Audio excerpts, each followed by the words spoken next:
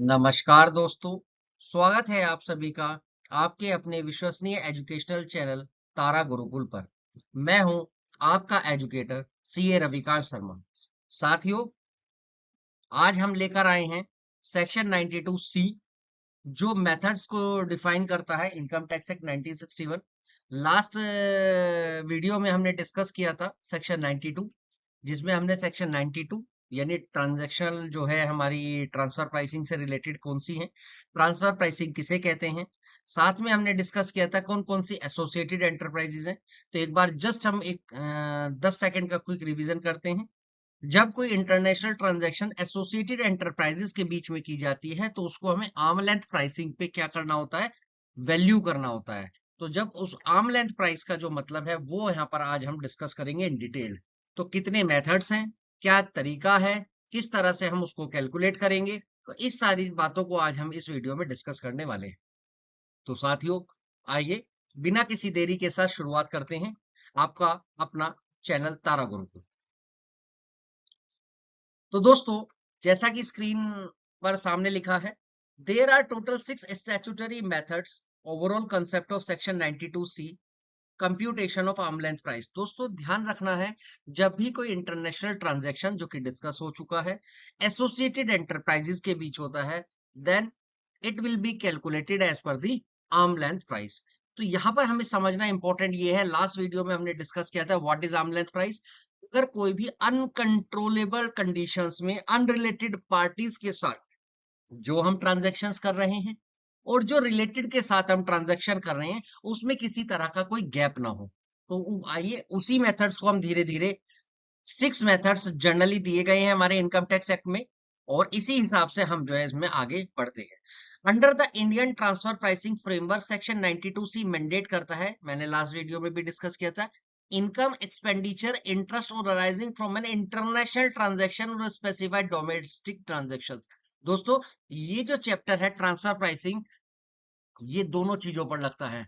जो international transaction है, साथ में स्पेसिफाइड डोमेस्टिक ट्रांजेक्शन जिसकी एक लिमिट है, शायद 20 करोड़ उसकी लिमिट है। तो अगर एक स्पेसिफाइड डोमेस्टिक ट्रांजेक्शन अगर हैं, या एग्रीगेट में अगर स्पेसिफाइड डोमेस्टिक ट्रांजेक्शन है और उनका एग्रीगेट वैल्यू जो है 20 CR से ऊपर होता है, तो उस पर भी हम ट्रांसफर प्राइसिंग जो है डोमेस्टिक लेवल पर भी हम अप्लाई करेंगे। किनके बीच होनी चाहिए ये transaction?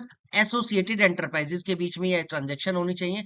Must be computing using the arm length price. तो दोस्तों, ये जो है हमारी कैलकुलेशन जो होनी चाहिए वो आर्म लेंथ प्राइस पर होनी चाहिए, ताकि कोई भी किसी तरह का जो है एडजस्टमेंट्स की आवश्यकता ना पड़े और सारी चीज जो है फेयर तरीके से चल सके। टू एलिमिनेट, अच्छा क्यों करते हैं एलिमिनेट करते हैं आर्बिट्रेरी प्राइसिंग को लेकर, लो अलाउ करता है application of one of the following method, select as the most appropriate method based on the facts and availability of data. देखिए, लो हमें ये नहीं कहता कि आपको यही मेथड लगाना है, टोटल यहाँ पर 6 मेथड्स हैं, लेकिन लो हमें कभी ये नहीं बोलेगा कि आपको जो है ये मेथड लगाकर ही आगे इसमें बढ़ना है। आपके पास जो डाटा अवेलेबल है, जो कंपैटिबिलिटी आपके फैक्टर्स जो आपको कंपेयर करने हैं, वो आपके जो है फैक्टर्स आपके डिसाइडेड हैं, तो आप उसके बेस पर भी कर सकते हैं, बशर्ते कि वो मोस्ट अप्रोप्रिएट मेथड आपको जस्टिफाई करना पड़ेगा।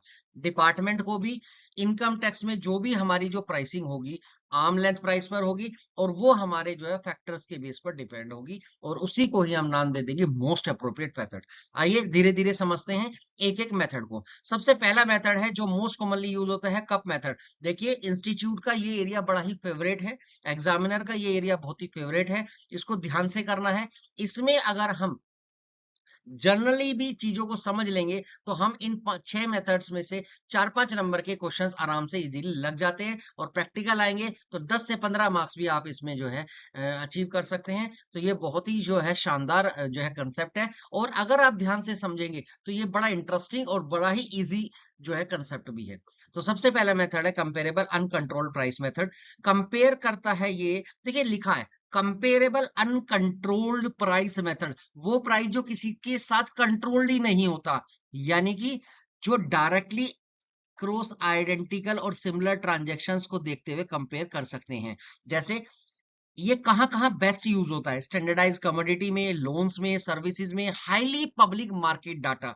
तो that is a very important, MCQ में आपसे पूछ भी सकते हैं कि जी ये हाईली पब्लिक मार्केट डाटा अगर अवेलेबल है तो हम कौन सा मेथड यूज करेंगे? तो हम कह सकते हैं जी हम बेस्ट मेथड है कप मेथड, जहां पर हम आइडेंटिकल ट्रांजेक्शन्स को, सिमिलर ट्रांजेक्शन्स को हम जो है टेक केयर करेंगे और उसके बेस पर हम एक जो है प्राइसिंग, आर्म लेंथ प्राइस को डिटरमाइन करेंगे। जैसे मैंने एग्जांपल दिया, एरो इंडिया लिमिटेड मैन्युफैक्चर करती है HDMI cables and sell them to its foreign associate enterprise, कितने में? 150 रुपए में। यानी 150 रुपए पर केबल के हम पैसे लेते हैं, किससे? एसोसिएटेड एंटरप्राइजेस से, अपने। अब आता है कि ये जो अगर एसोसिएटेड एंटरप्राइज का जो 150 रुपए है, बेसिकली इसी को हम डिस्कस करें कि जो 150 रुपए है, इज दिस अब basis for arm length price? क्या ये आर्म लेंथ प्राइस का बेसिस है? क्या ये आर्म लेंथ प्राइस के अकॉर्डिंग डिटरमाइन हुआ है? क्या ये 150 रुपए जस्टिफाइड है? क्या ये 150 रुपए प्रॉपर और जेन्युइन है?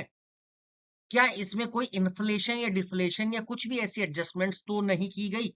तो यही डिटरमाइन करने के लिए income tax department, income tax जो है एक्ट हमारे को बोलता है कि जी आपको कंपेरेबल अनकंट्रोल प्राइस मेथड लगाना है। तो जी इसमें क्या है, अब हम देखेंगे कैसे निकालेंगे। तो एरो लिमिटेड अगर सेल करता है एग्जैक्ट सेम एचडीएमआई केवल identical shipping and volume condition के साथ किसी डिस्ट्रीब्यूटर को जो जर्मनी में है, यानी अनरिलेटेड पार्टी और अनकंट्रोलेबल कंडीशंस के साथ जब हम सेल करेंगे, तो यानी वो कितने में सेल करता है? 180। तो आपने कैसे इसको 150 में कंप्यूट कर लिया? तो इसका सही जवाब होगा कि जी आपको 180 के हिसाब से जो है अपना आर्म लेंथ प्राइस डिसाइड करना है, और कप मेथड लगाते हुए आपको अपना मोस्ट अप्रोप्रिएट मेथड को डिटरमाइन करते हुए आपका जो ट्रांसफर प्राइसिंग आएगी वो आपकी 180 आएगी इंस्टेड ऑफ 150 पर केबल। तो इसीलिए ट्रांजेक्शन जो एसोसिएट पार्टी के साथ करेंगे उसका एक अपवर्ड एडजस्टमेंट्स करेंगे 30 रुपए पर केबल के हिसाब से।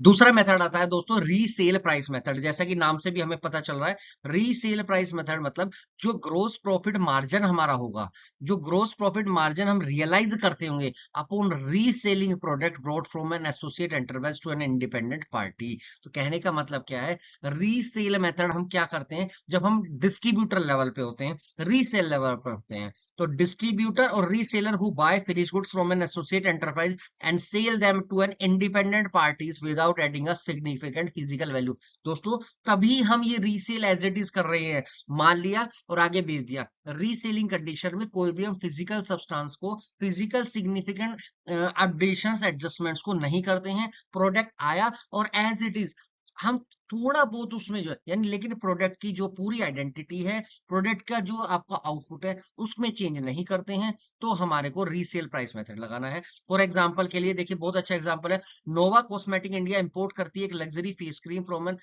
फ्रेंच एल 800 पर जार। तो एक नोमा कॉस्मेटिक इंडिया ने अपनी एसोसिएट एंटरप्राइजेस से इंपोर्ट किया 800 रुपए पर जार के हिसाब से, क्या किया, एक फेस क्रीम जो है इंपोर्ट की। इट डज नॉट मैन्युफैक्चरिंग और रीपैकिंग, कुछ नहीं करता है वो, एज इट इज बेच देता है। अब कहते हैं जी कप मेथड कैसे निकालें? तो कप मेथड निकालने का तरीका दोस्तों ये है, नोवा कॉस्मेटिक सेल्स जब ये जार अपने रिटेल स्टोर में बेचती है इंडिया में, तो 1000 रुपए पर जार बेचती है। तो Nova cosmetic sell these jars to an independent retail store in India 1000 रुपए पर jar. Independent Indian cosmetic distributor typically कितना प्रॉफिट अर्न करते हैं? 25% ऑफ ग्रोस प्रॉफिट मार्जिन। तो रीसेल प्राइस मेथड में हमारा ग्रोस प्रॉफिट मार्जिन का जो ट्रिगर है वो इंपॉर्टेंट होता है। अगर मैं 1000 में बेचता हूं और 25% मेरा ग्रोस प्रॉफिट मार्जिन है, तो what is my the cost और परचेज प्राइस? तो मेरा परचेज प्राइस है दोस्तों 750। तो मैं 800 में क्यों ले रहा हूं, मैं 800 में इंपोर्ट क्यों कर रहा हूं? तो यानी मैं अपने कहीं ना कहीं प्रॉफिट को रिड्यूस करने के लिए इन्फ्लेटेड प्राइसिंग पर जो है चीजों को ले रहा हूं। तो इसीलिए दोस्तों नोवा जो है 800 में परचेज कर रही है, तो परचेज प्राइस जो है एडजस्टमेंट्स करनी पड़ेंगी 50 रुपीज की, और अकॉर्डिंगली हमें जो है जो आर्म लेंथ प्राइस है वो 750 के हिसाब से जो है हमें कैलकुलेट करना होगा। आइए दोस्तों, ये थोड़ा सा टेक्निकल कुछ हमारा इश्यूज आ गया था, now it has been resolve. Cost plus method. तो इस कोस्ट प्लस मेथड में हम इवेल्युएट करते हैं direct indirect portion of cost को, प्लस हम एक अप्रोप्रिएट मार्कअप को ऐड करते हैं। तो बेस्ट क्या है दोस्तों, ये कॉन्ट्रैक्टर मैन्युफैक्चरर यानी कस्टमाइज जो चीजें होती हैं, joint venture, routine service provider who perform based on the client specifications.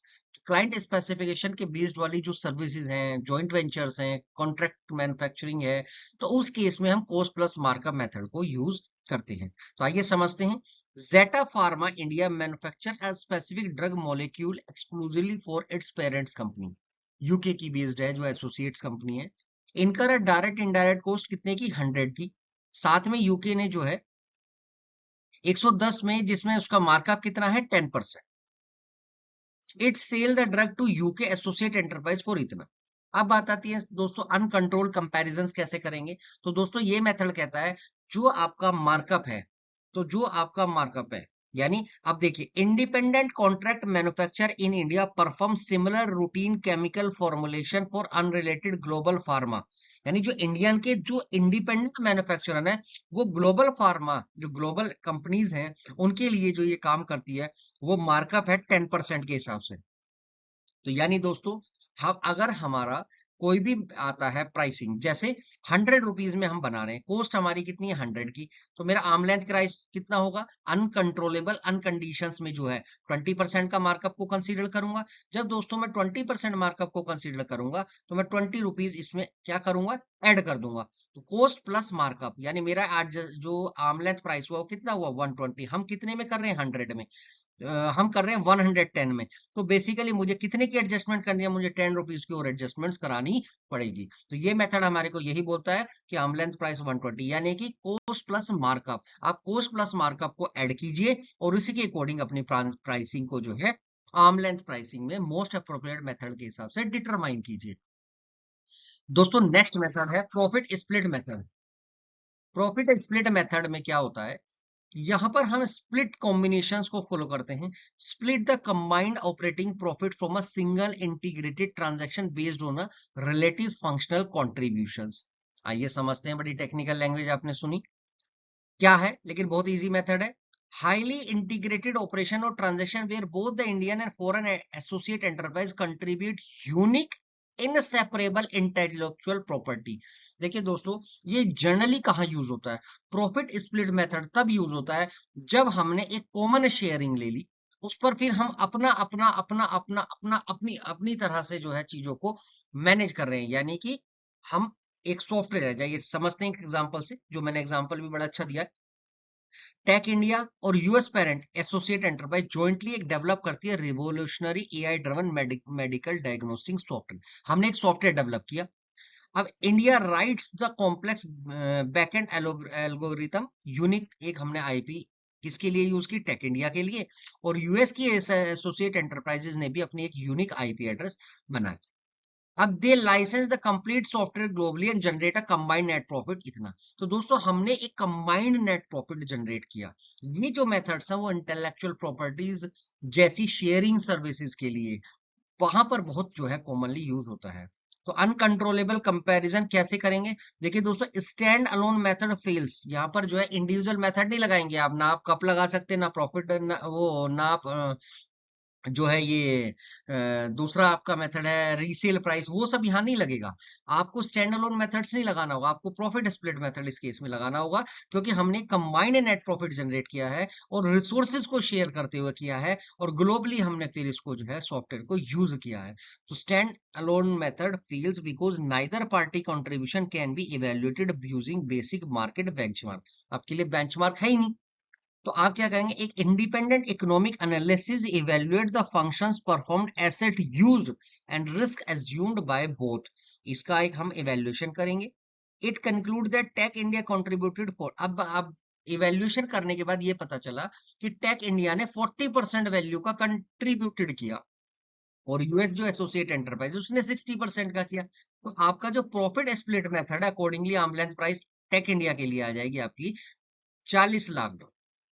तो बेसिकली कहने का मतलब ये है कि आपको सिंगल मेथड पे ना जाके, आपको ऐसी सिचुएशन में, ये बड़ा ही एग्जाम में भी पूछा जाता है प्रॉफिट स्प्लिट मेथड, तो इंटेलेक्चुअल प्रॉपर्टी की शेयरिंग्स आप कर रहे हैं, कॉमन जो है शेयरिंग्स कर रहे हैं, तो आपको अपना कंट्रीब्यूशन देखना होगा और कंट्रीब्यूशन थोड़ा टेक्निकली निकालना होगा। तो उस केस में फिर हम, जैसे यहाँ पर टेक इंडिया ने कितना कंट्रीब्यूट किया, 40%। ये 40% स्ट्रेट फॉरवर्ड नहीं आया, आपने फंक्शंस जो परफॉर्म किए, एसेट जो यूज की, रिसोर्सेज जो आपने यूज किए, यूटिलाइज किए, और एंड लास्ट में रिस्क आपने जो एज्यूम्ड किया, उसके बेस पे एक पूरे फैक्टर्स को डिसाइड करते हुए ये निकला है। और इसके बाद 40% अगर आता है तो आर्म लेंथ आप प्राइस जो है आपका क्या हो जाएगा, 40 लाख डॉलर हो जाएगा। तो दोस्तों आइए नेक्स्ट मेथड है transactional net margin method. Transactional net margin method क्या कहता है, जो net profit margin relative to an appropriate base, जैसे कोस्ट पर, सेल पर, एसेट पर, जो भी आपका बेस निकला, तो जैसे बेस्ट कब होता है, complex manufacturing operation, multi functional service provider where unique transactional data is missing. देखिए दोस्तों, इसको एमसीक्यू के लिए आप जो है क्लिक कर सकते हैं कि जब यूनिक ट्रांजैक्शनल डाटा मिसिंग होता है, जब यूनिक ट्रांजैक्शनल डाटा मिसिंग होता है but broad net profit margin are available, तो you can use the transactional net margin method. आइए एक एग्जांपल से समझते हैं। सिग्मा ऑटो इंडिया मैन्युफैक्चर करता है कस्टम कार कंपोनेंट्स को। हम एक कस्टम कार कंपोनेंट्स मैन्युफैक्चर करते हैं एंड सेल करते हैं जैपनीज की एसोसिएट एंटरप्राइजेस को। ऑपरेटिंग प्रॉफिट मार्जिन हमारा जो है इस ट्रांजेक्शन के लिए 4% है। अब यहाँ पर एग्जैक्टली सेम ट्रांजैक्शंस मार्केट में अवेलेबल नहीं है जिसे हम मैच कर लें और कप मेथड लगा के हम इसको यूज कर ले। There are no exact match for these custom components to use the CUP method. ऐसा जनरली होता है, हम देखते हैं, मान लो हमें किसी एक इंडस्ट्री के लिए कस्टम प्रोडक्ट बना के देना है और वो ऐसा मार्केट में अभी तक किसी दूसरे ने कंपेरेबल मैच उसका नहीं मिल रहा है मार्केट में, तो हम क्या करेंगे, ऐसे में ट्रांजेक्शन नेट मार्जिन यूज करेंगे। However, database show that 8 independent Indian auto component manufacturer with similar asset and risk profile and average net profit उनका आता है 9%।